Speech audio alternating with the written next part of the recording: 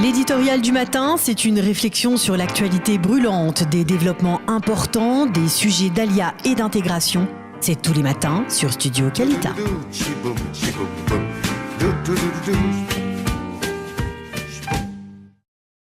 Bonjour. Boker Tov.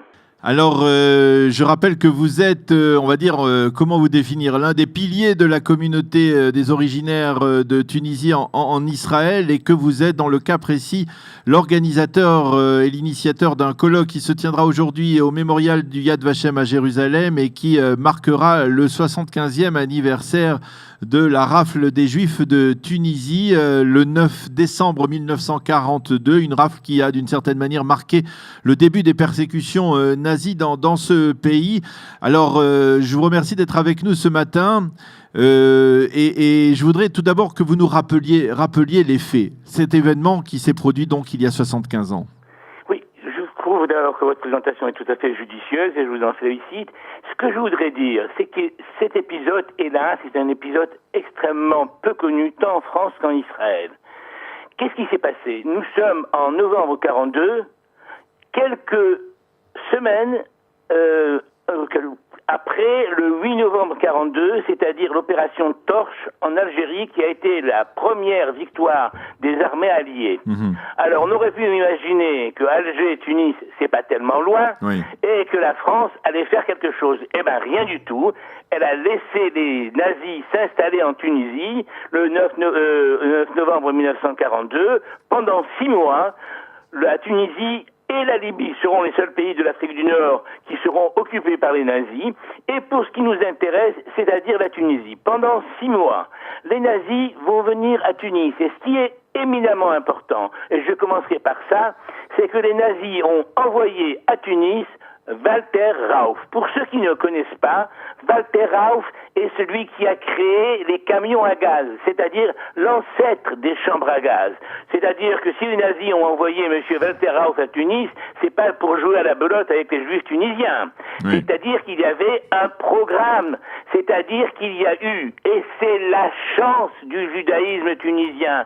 Qu'est-ce que vous voulez, de temps en temps dans les judaïcités ont des chances? Eh ben, il se trouve qu'à ce moment-là, nous sommes historiquement entre la défaite dans le sud d'El Alamein et celle de Stalingrad. Et si j'ajoute à cela qu'il y a entre l'Allemagne et la Tunisie une mer, qu'il faut des avions et qu'il faut des bateaux que les Allemands ne sont pas prêts à payer, eh ben, il aurait pu se passer à Tunis ce qui s'est passé pas très loin de la Tunisie, à Salonique, où la communauté a été décimée à 97%. Alors, qu'est-ce qui s'est passé en Tunisie? Voilà. Il s'est passé que pendant ces 6 mois, la première chose que les nazis ont fait, c'est qu'à la grande synagogue, cette synagogue qui a été souillée par les nazis et qui a été aussi en juin 67 par des barbares tunisiens qui ont brûlé la synagogue, cette synagogue a été le lieu où ils ont ramassé, la première chose qu'ils ont fait, tous les radios pour que l'on ne soit pas au courant ni de Londres ni d'ailleurs.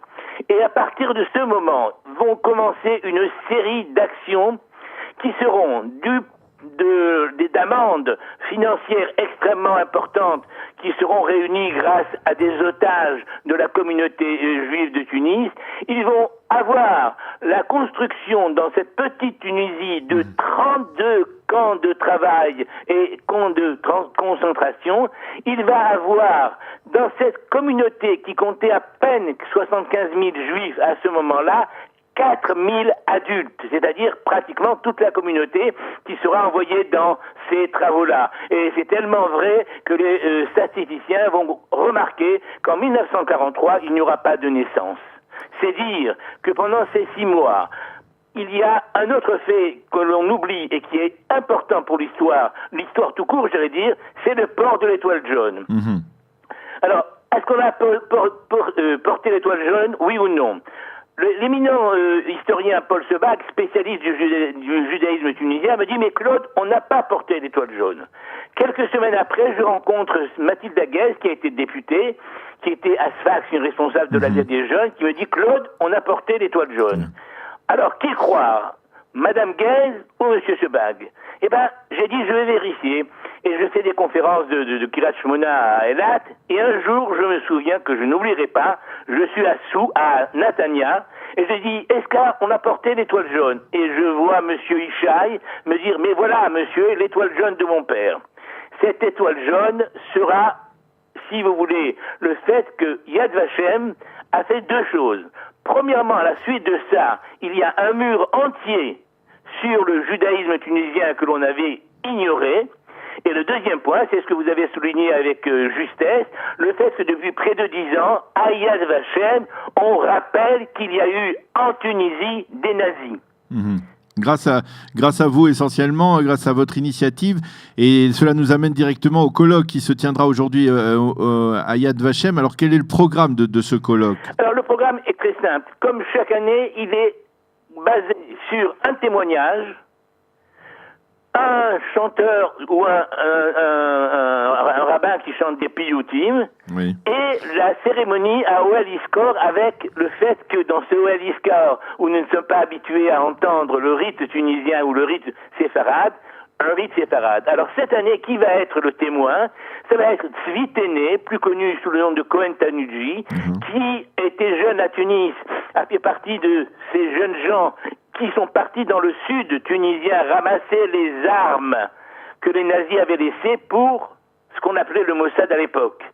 Il a été un des fondateurs du kibbutz Karmia, dans le sud, près d'Ashkelon. Il a été ambassadeur d'Israël dans un certain nombre de pays, et il a apporté son témoignage. Il va avoir des piyoutim et la cérémonie dont je vous ai parlé. Ce qui me paraît important dans cette cérémonie, c'est qu'il y a des gens qui arrivent de Beersheva, de Bat Yam, de Natania, d'un petit peu partout en Israël. Et le fait que j'aime à souligner, c'est qu'il y a beaucoup de vieux, mais aussi quelques jeunes. Et c'est ça, ce phénomène qui me paraît important, le phénomène de la transmission qui est fondamental dans le judaïsme, comme vous le savez très bien, Daniel.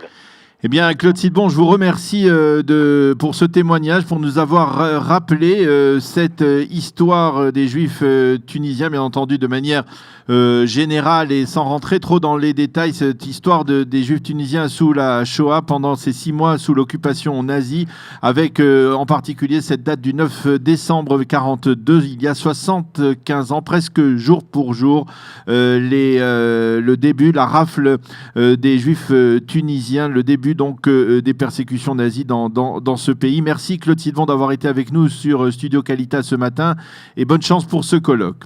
Merci, bonne journée. L'éditorial du matin, c'est une réflexion sur l'actualité brûlante, des développements importants, des sujets d'ALIA et d'intégration. C'est tous les matins sur Studio Qualitas.